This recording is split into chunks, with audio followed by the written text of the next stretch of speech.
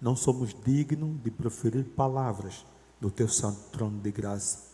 Então viemos em nome de Cristo Jesus pedir permissão dentro da tua graça e da tua misericórdia para que o Senhor nos ouça. O Senhor sabe o nosso clamor de meia-noite. O Senhor sabe nossos pedidos e agradecimentos que estão embutidos no nosso coração. E de forma mais honrosa, com o coração quebrantado, nos parramamos diante do teu santo trono de graça, na mais plena convicção de que o poder do Espírito Santo atuará te representando nas nossas vidas e que tudo será concedido no momento certo e na hora certa, Pai Santo. Nos ensina a verdadeira essência do que é ser paciente, assim como Jó foi, e o que é ser sábio, assim como Salomão foi, o que é ser manso e humilde de coração, assim como Cristo foi. É isto que suplicamos, em nome de Cristo Jesus. Amém.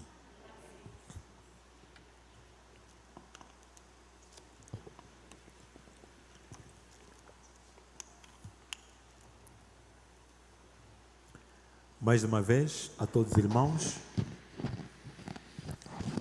boa noite.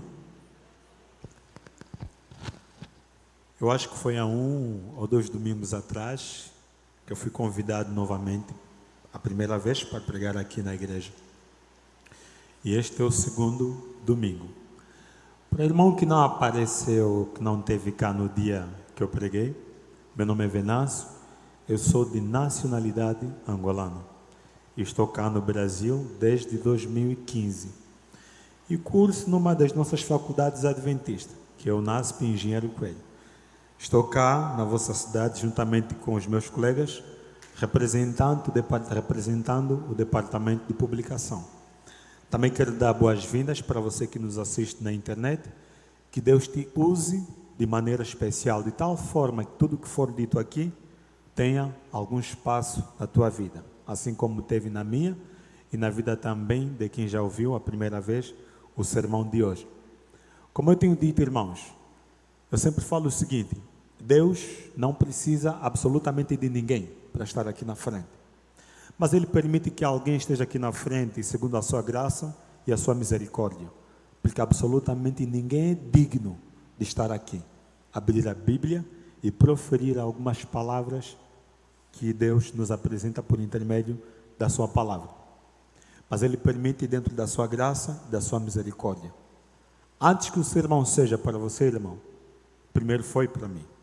E antes que fosse para mim, primeiro foi para quem escreveu o mesmo capítulo, o mesmo livro na Bíblia. Eu convido os irmãos a abrirem a Bíblia no livro de Romanos,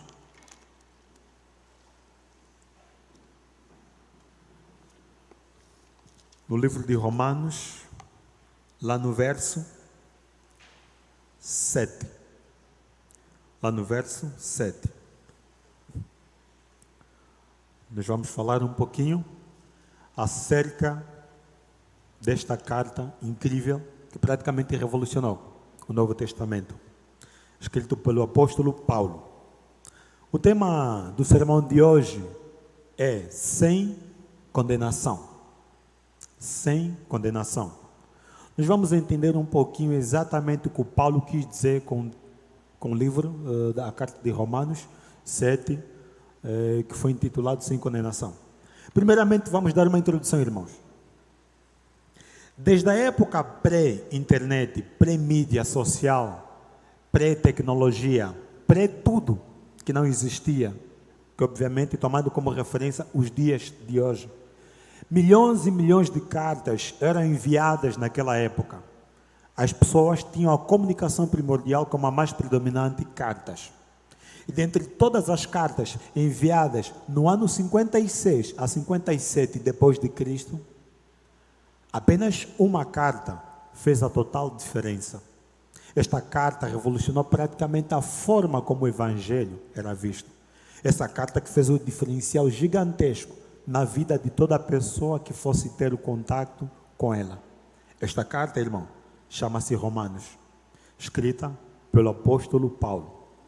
De todas as cartas, irmãos, uma curiosidade que Paulo escreveu, a carta de Romanos é a carta mais longa, é a carta mais abrangente e a carta mais lógica.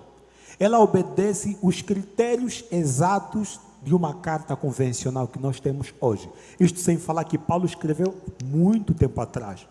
Mas quando lemos a carta de Romanos, todas as cartas que Paulo escreveu, ela obedece os critérios exatos de uma carta convencional. E Romanos é uma carta tão completa, e o seu poder é tão complexo, que toda pessoa que tiver o primeiro contato com a carta de Romanos só tem duas opções. Ou você é transformado, ou você piora antes de você ler a carta. Porque ao ler a carta de Romanos, irmãos, você nunca é a mesma pessoa, é sempre diferente. Conta-se que no ano 386 existiu um personagem ícone chamado Agostinho, considerado um dos professores de retórica. Ele vivia uma vida completamente fracassada espiritual. No entanto, ele na faculdade, ele nos seus ensinos, viu um amigo lendo uma cópia da carta aos Romanos. Uma voz no seu subconsciente dizia o seguinte: pegue e leia. Aproximou-se de seu amigo e perguntou: será que eu posso dar uma olhada? O amigo disse: claro, tu podes. Então ele pegou a carta. A primeira coisa que os seus olhos viram foram Romanos 13, 12 e 13. Conta a história que ao terminar de ler, este pequeno versículo foi o suficiente para reacender as chamas que estavam apagadas no seu coração. Foi o suficiente para deixar de viver uma vida fracassada espiritualmente para uma vida não fracassada.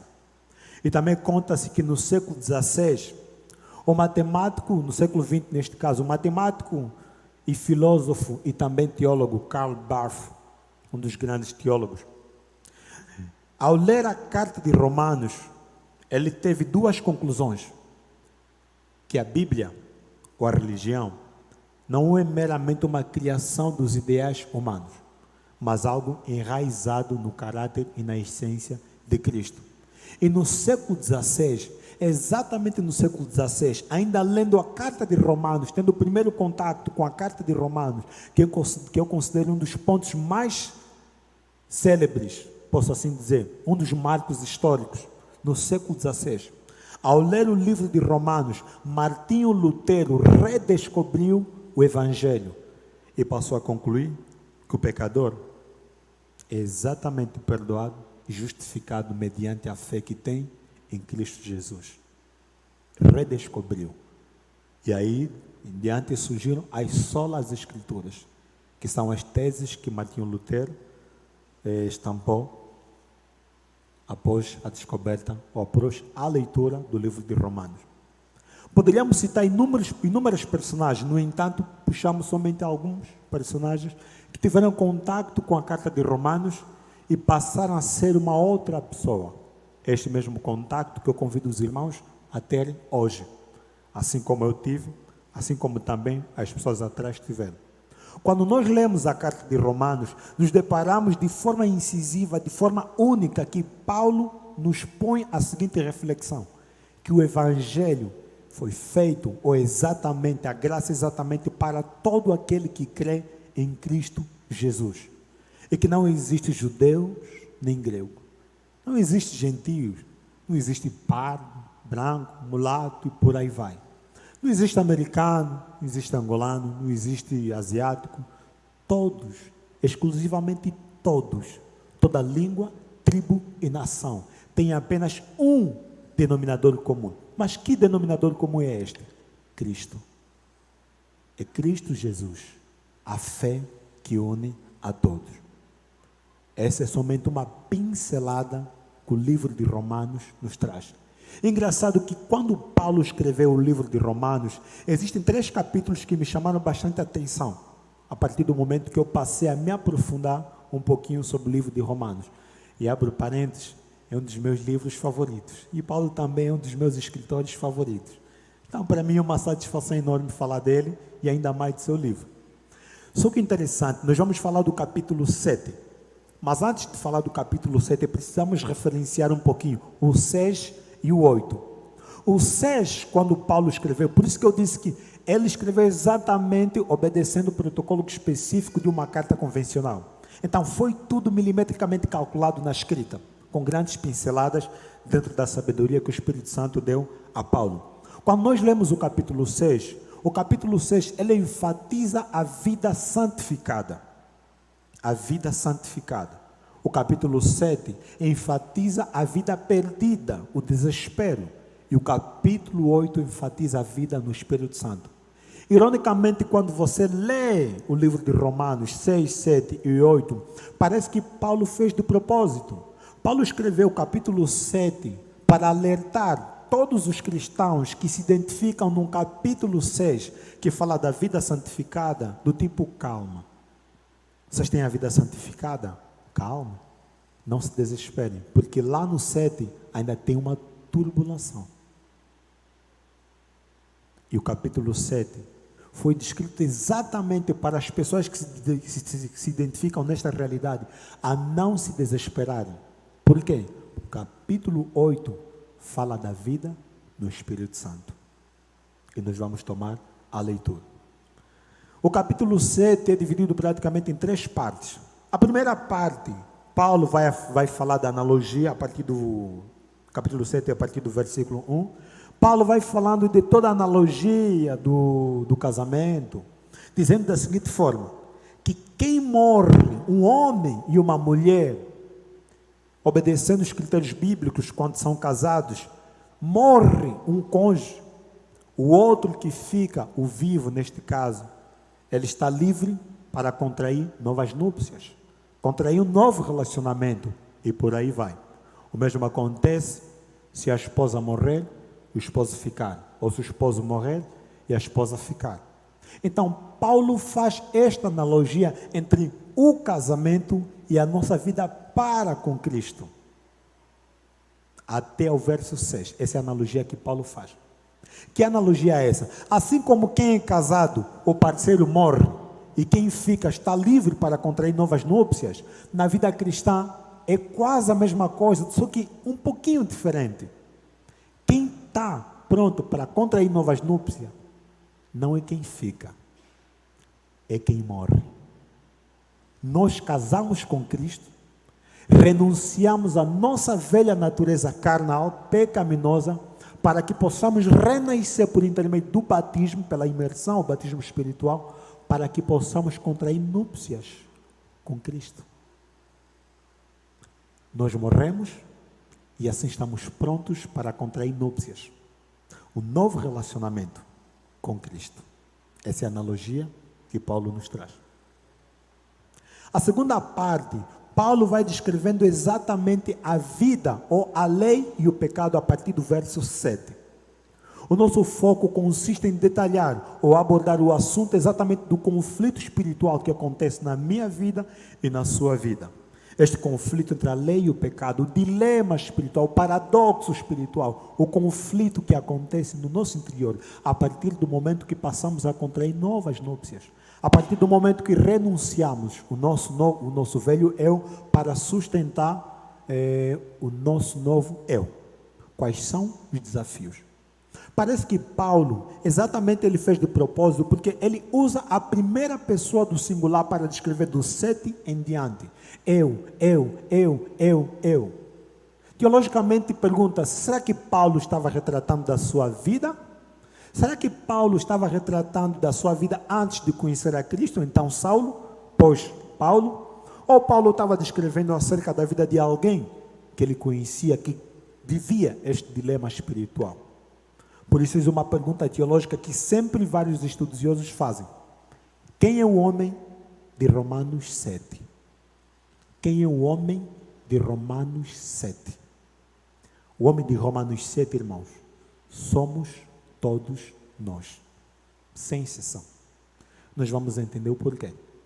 Eu convido os irmãos a tomar a leitura a partir do verso 7. A lei e o pecado. Que diremos, pois? É a lei pecado? De modo nenhum.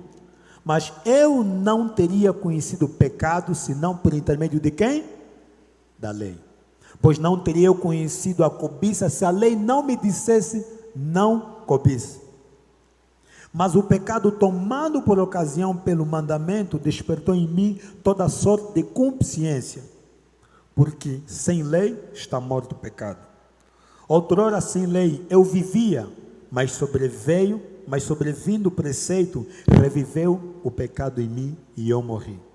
E o mandamento que me fora dado para a vida, verifiquei que este mesmo mandamento me tomou para a morte. Porque o pecado, prevalecendo-se do mandamento, pelo mesmo mandamento, enganou-me e matou-me. Por conseguinte, a lei é santa e o mandamento santo, justo e bom.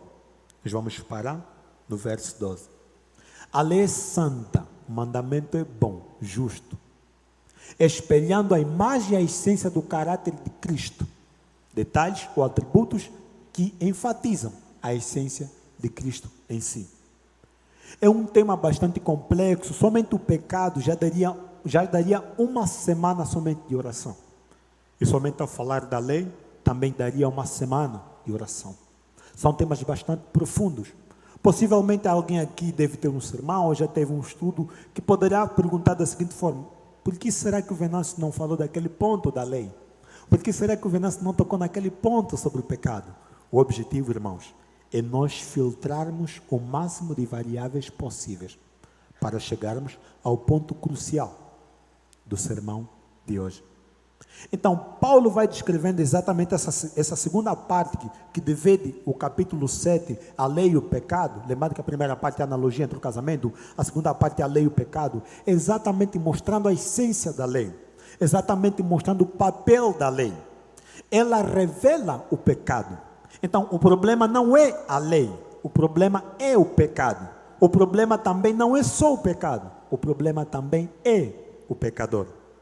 Porque a lei, ela revela o pecado. Por isso que ele fala no verso 11, porque o pecado prevalecendo-se do mandamento, o mesmo mandamento me enganou e me matou. Por conseguinte, a lei é santa e o mandamento santo, justo e bom. Vocês entenderam, irmãos? Eu não dependo da lei para ser salvo. Mas calma aí.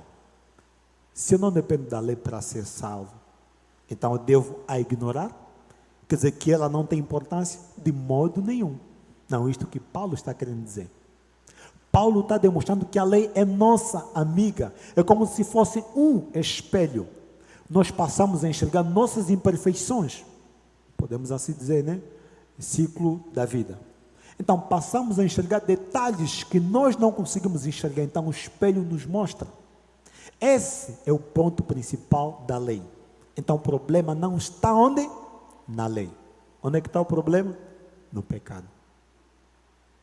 Vamos exatamente no verso 13. Acaso bom se me tomou em morte? De modo nenhum. Pelo contrário. O pecado, para revelar-se como pecado por meio de uma coisa boa, causou-me a morte, a fim de que pelo mesmo mandamento se mostrasse sobremaneira maligno. Vamos repetir. Acaso bom se me tornou morte? De modo nenhum. Pelo contrário. O pecado, para revelar-se como pecado, por meio de uma coisa boa, causou-me a morte, a fim de que pelo mandamento se me mostrasse de maneira maligna. 14. Porque bem sabemos que a lei é espiritual. Eu todavia sou carnal, vendido à escravidão do pecado. A lei é espiritual. Eu todavia sou carnal, vendido à escravidão do pecado. Por que nós falamos que a lei é uma amiga, irmão? Vamos entender o seguinte.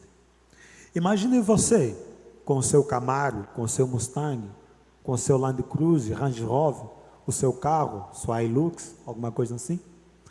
Para quem não tiver este carro, não se preocupe não, tá, gente? Esse é um exemplo. Imagine você numa estrada, saindo daqui até Colíder. Eu notei que, indo para Colíder, tem uma curva mais ou menos perigosa, passando o Instituto Federal. Imagine que você encontra um sinal de proibição. É proibido exceder a velocidade de 80 km por hora. E você excede a velocidade.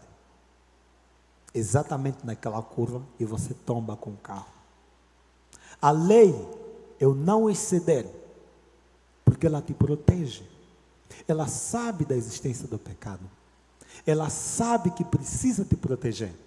Então ela passa a se tornar um guia, uma amiga para nos proteger do pecado. Mais uma vez, repito, irmão, o problema não é a lei, mas sim o pecado, porque dentro da lei nós passamos a ganhar a liberdade merecida, para que possamos fazer tudo o que vai dentro dos princípios de Deus. Então, é uma cerca. Se eu ultrapassar a velocidade de 80 km por hora, as chances ou a certeza de que possivelmente o meu carro vai tombar é consideravelmente alta. Então, por isso que eu não devo extrapolar a lei. Se Deus diz não cobice, é para não cobiçar, porque o pecado está lá, à espreita, somente esfregando as mãos para esperar o momento exato para nós darmos um vacilo e assim invalidar praticamente a lei diante do pecado. Entenderam, irmãos? O problema não está onde? Na lei. Onde é que está o problema? No pecado. Porque bem sabemos que a lei é espiritual. Eu, todavia, sou carnal, vendido à escravidão do pecado, porque nem mesmo compreendo o meu próprio modo de agir. Calma aí. A partir do verso 15, nós vamos entrar na terceira parte. O conflito interior. Quem é o homem de Romanos 7? Eu e você. A partir do verso 15, nós vamos entrar na terceira parte que deve do capítulo 7, que diz o seguinte. Eu queria que os irmãos prestassem também a máxima atenção. Se puderem ler, seria melhor. Verso 15. Porque nem mesmo compreendo o meu próprio modo de agir, pois não faço o que prefiro, e sim o que detesto. Ora, se faço o que não quero, consinto que a lei é boa. Neste caso, quem faz isto já não sou eu, mas o pecado que habita em mim. Porque eu sei que em mim, isto é, na minha carne, não habita bem nenhum, pois o querer o bem está em mim, porém não o efetuá-lo. Porque não faço o bem que prefiro, mas o mal que não quero, este sim eu faço. Mas se eu faço o que eu não quero, já não sou eu quem vive em mim, e sim um pecado que habita em mim. Os irmãos entenderam o dilema? O apóstolo Paulo utiliza a primeira pessoa no singular para descrever este dilema. Eu faço, o querer fazer o bem está em mim, mas não o efetuá-lo. Quando eu tento fazer isso, a lei aparece, calma, isto é pecado. Quando eu quase peco, a lei aparece, isto é pecado. E passo a enxergar a lei como uma proteção, como um alerta. Exatamente no verso 20, mas eu faço o que não quero, já não sou eu quem o faz, e sim o pecado que habita em mim. 21, ao querer o bem, encontro a lei de que o mal reside em mim. Herdamos quem? A natureza pecaminosa, a partir do momento que o fruto, ou a primeira lei dada, Adão e Eva, foi rompida. Nós herdamos esta natureza pecaminosa. Por isso que o apóstolo fala, então querer o bem está em mim. Encontro a lei de que o mal reside em mim. Qual é o estado normal aqui no mundo? É nós batalharmos contra o pecado. É nós superarmos este dilema. Porque a lei já está lá. A lei já está lá. Nós temos um dilema. Já herdamos a natureza pecaminosa, já nascemos pecadores. Nós temos um dilema no nosso interior. Nós lutamos incansavelmente para buscar a melhor versão de nós mesmos diante de Cristo. Sacrificamos o nosso eu para sustentar o novo eu. Este novo eu tem exigências, tem dilemas, tem batalhas. Essas batalhas são todos os dias. Diariamente nós precisamos entender que nós devemos acordar e sacrificar o velho homem, a velha natureza diariamente, para que a lei prevaleça, para que a graça continue sendo alcançável, continue sendo possível. Lá no verso 22, porque no tocante ao homem interior, tenho prazer na lei de Deus, mas vejo nos meus membros outra lei guerreando contra a lei da minha mente, que me faz prisioneiro da lei do pecado que está nos meus membros. Que me faz prisioneiro da lei do pecado que está no meu membro. Então, o problema não é o pecado, mas sim a lei. Paulo, quando descreve na primeira pessoa, eu tento fazer o bem, mas não consigo. Eu já sacrifiquei o meu eu antigo, a minha natureza velha, e tento buscar a melhor versão de mim mesmo. Mas me encontro num campo em que eu preciso entrar num dilema constantemente. Em fazer o bem, entre fazer o mal. E eu estou lá agoniado. O que eu faço? Em mim, por natureza, eu sou pecador, mas eu tenho a essência de Cristo. Eu sou visto mediante a imagem e o caráter de Cristo. Se Cristo venceu, não sou diferente. Eu também posso. Porque eu sou a extensão do caráter de Cristo. No entanto, estou neste dilema. E Paulo utiliza a primeira pessoa no singular. Irmãos, Paulo está descrevendo 2 tipos de pecados. Que é o pecado voluntário e o pecado involuntário. O que é exatamente o que predomina no capítulo 7? É o voluntário ou involuntário? Paulo aqui, irmãos, ele está se referindo no pecado involuntário. O que é o pecado voluntário? É aquele pecado que eu sei que é pecado, eu sei como evitar, mas não quero. Pecado voluntário. É aquele pecado que eu sei que é pecado, eu sei como evitar, mas não quero. Eu planejo o pecado. Eu planejo o pecado. Mas Paulo não está descrevendo o pecado involuntário, está descrevendo o pecado voluntário. Está descrevendo o pecado involuntário. É aquele pecado que eu sei que é pecado. Eu posso evitar, porque eu tenho a essência e o caráter de Cristo. E eu faço tudo, absolutamente tudo que tiver ao meu alcance para poder evitar. Eu não planejo. Os irmãos querem entender que pecado é este aí? Vamos ver um pouquinho, Espírito de Profecia, o que diz. Espírito de Profecia, falando sobre pecado involuntário, diz o seguinte: cada cristão será assaltado pelos encantamentos do mundo, dos clamores da natureza carnal e as tentações diretas de Satanás. Ponto. Cada cristão será assaltado pelos encantamentos do mundo, pelos clamores da natureza carnal, vindo diretamente de quem? De Satanás. Quando nós sacrificamos o antigo eu e passamos a sustentar o nosso eu, nós passaremos a ser encantados pelos clamores do mundo, que são as variáveis externas de fora para dentro e as de dentro para fora.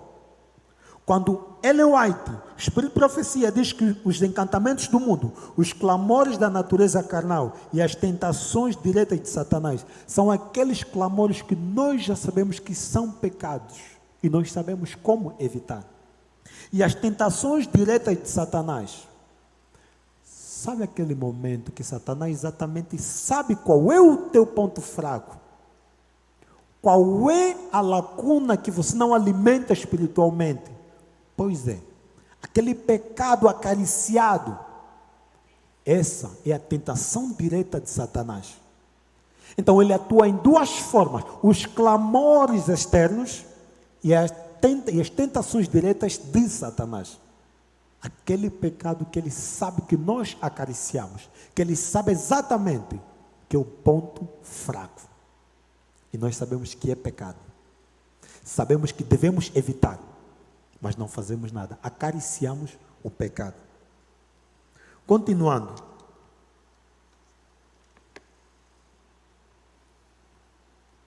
Ninguém está livre destas coisas. Prestem muita atenção, irmão. Não importa quão tenha sido a nossa experiência, não importa quão elevada a nossa posição espiritual, precisamos vigiar e orar continuamente. Temos de ser diariamente guiados pelo Espírito de Deus, ou havemos de ser dirigidos por Satanás. Não importa qual seja a nossa elevada experiência espiritual com Deus, nós temos que vigiar e orar diariamente, ou seremos guiados por Satanás. Recapitulando, Paulo descreve 2 pecados, voluntário e involuntário. O involuntário, eu sei que é pecado, eu sei como evitar, e eu faço os possíveis para evitar. O outro é o oposto, eu não faço nada para evitar. A partir do momento que Paulo descreve exatamente que não quero fazer, o bem que eu quero fazer não faço, mas sim o mal que eu não quero fazer, este sim eu faço. Lá no verso 20 diz, mas se eu faço o que não quero, já não sou eu quem o faz, assim um pecado habita em mim. Então querer o bem está em mim, encontro a lei de que o mal reside em mim, porque no tocante ao homem interior, tenho prazer na lei do pecado, tenho prazer na lei de Deus, mas vejo nos meus membros outra lei que guerreando contra a lei da minha mente, que me faz prisioneiro da lei do pecado que está nos meus membros. E Paulo exclama, miserável homem que eu sou, quem me livrará do corpo desta morte? Antes do 14, Paulo descreve a lei do pecado. Do 14 ao 22, Paulo descreve a batalha que todo cristão passa, utilizando a primeira pessoa no singular. Se o seu irmão prestar atenção, você vai notar que Paulo descreve uma batalha, mas não muda absolutamente nada. Paulo diz que tenta fazer o bem, mas não consegue, ou nem sempre consegue. Ele se esforça para fazer o bem, mas tem uma lei que o faz entender que ele também é pecador. Não muda nada. É uma batalha praticamente em vão. Até ao verso 22, esta batalha não muda nada. Paulo só descreve que eu sou assim, acontece isso comigo. Lá no verso 23, no verso 24, por isso que ele clama, miserável homem que eu sou, quem me livrará do corpo desta morte? Lá no verso 25, graças a Deus por Jesus Cristo, nosso Senhor. Porque se depender de mim, com a minha mente eu sou escravo da lei de Deus, mas segundo a carne, eu sou escravo da lei do pecado. Paulo descreve uma batalha, não tem vitória. Não tem vitória, não muda nada. Lá no verso 24, miserável homem que eu sou, alguém que está cansado de uma batalha entre o eu atual e o eu velho, antigo, ele entra neste dilema e clama, que é um miserável. Paulo clama que é um miserável. Se do 14 ao 23, 24 não muda nada, Paulo não vence. Então por que ele diz graças a Deus lá no verso 25? Por que Paulo diz graças a Deus numa batalha que ele não venceu? Por que Paulo diz que eu sou um miserável, mas diz graças a Deus? Porque se depender de mim não tenho mérito, mas sim em Cristo Jesus. Por que Paulo diz graças a Deus em uma batalha que ele ainda não venceu? Irmãos, a resposta é simples. Capítulo 8, verso 1, que diz o seguinte: agora, pois, já não há nenhuma condenação para quem? Para quem? Para quem? Para quem está em Cristo Jesus. Não há nenhuma condenação para quem está em Cristo Jesus. Miserável homem que eu sou, quem me livrará deste dilema? Quem me livrará desta batalha? Graças a Deus. Graças a Deus, porque não há nenhuma condenação para quem está em Cristo Jesus. Tudo foi pago. Tudo foi pago. Então já não há nenhuma condenação para quem está em Cristo Jesus. Essa é a beleza do livro de Romanos, irmãos. Essa é a beleza do livro de Romanos, apresentando a graça que transborda na minha e na tua vida. Essa é a beleza do livro de Romanos. Já não há nenhuma condenação para quem está em Cristo Jesus. Miserável homem que eu sou, graças a Deus, porque já não há nenhuma condenação para quem está em Cristo Jesus. Este é o dilema exato que nós vivemos.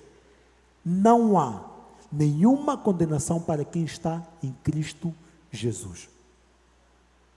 Temos duas naturezas, a carnal e a espiritual. E as duas batalham em nós diariamente, continuamente. A escolha depende de nós. A situação em que você está não é importante. O mais importante são as escolhas que você faz.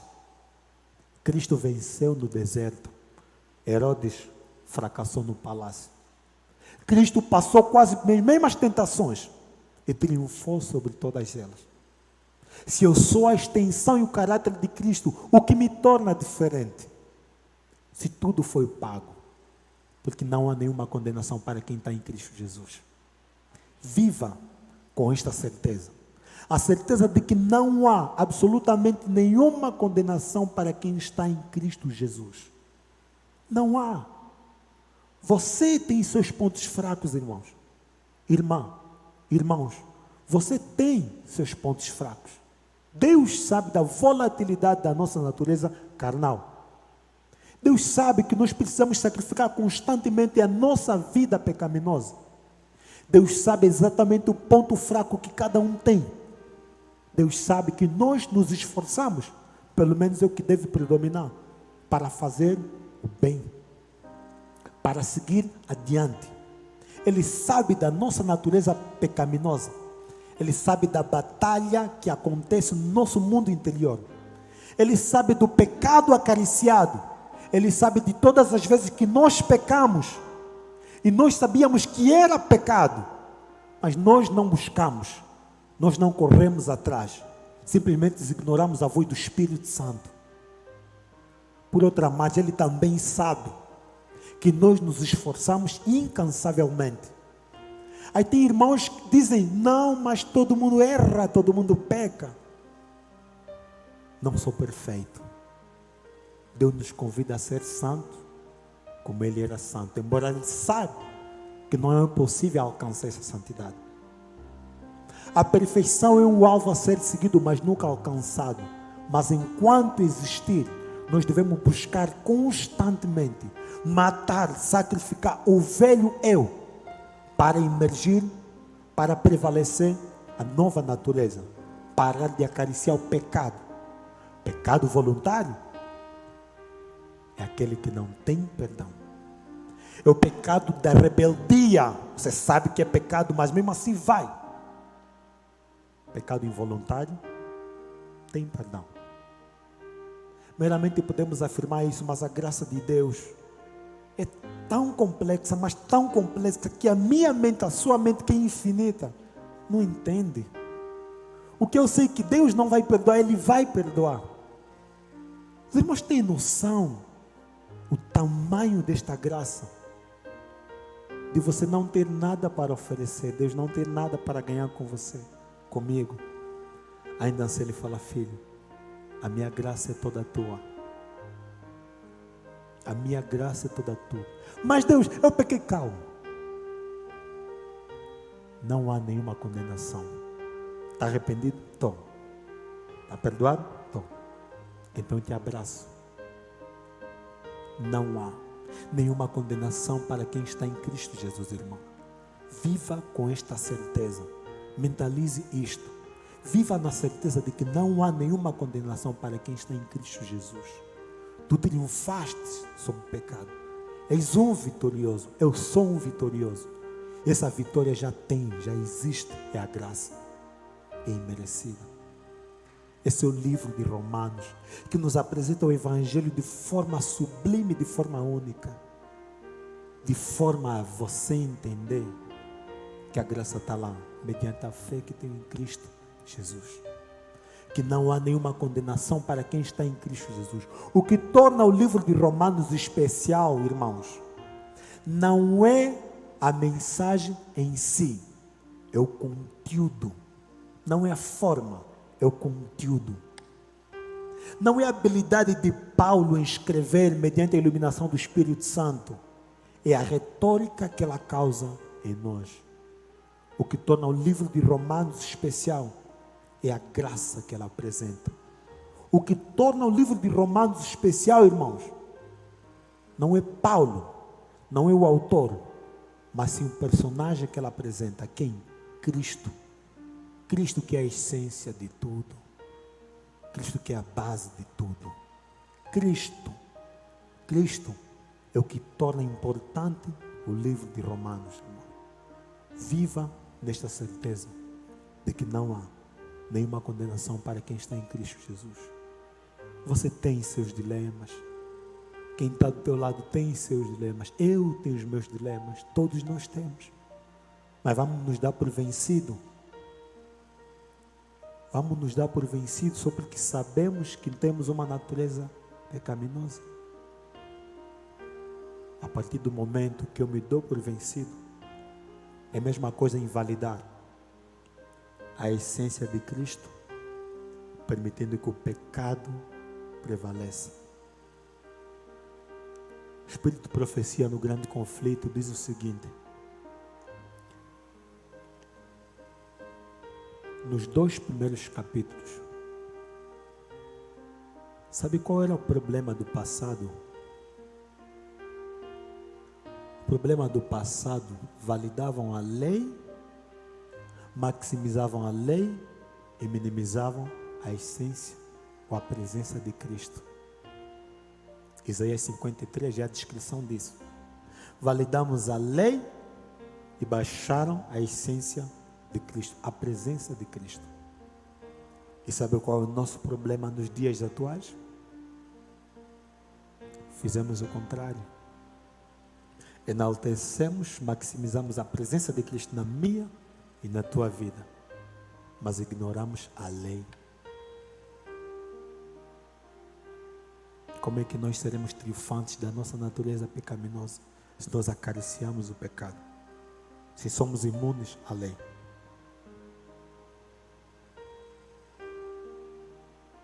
Como? Somos cristãos. Não há nenhuma condenação, irmãos. Já somos vitoriosos. Eu não falo baixo por uma questão de apelo. É porque já somos vitoriosos. Já somos. Você não vai entender esta vitória se você não buscar na palavra.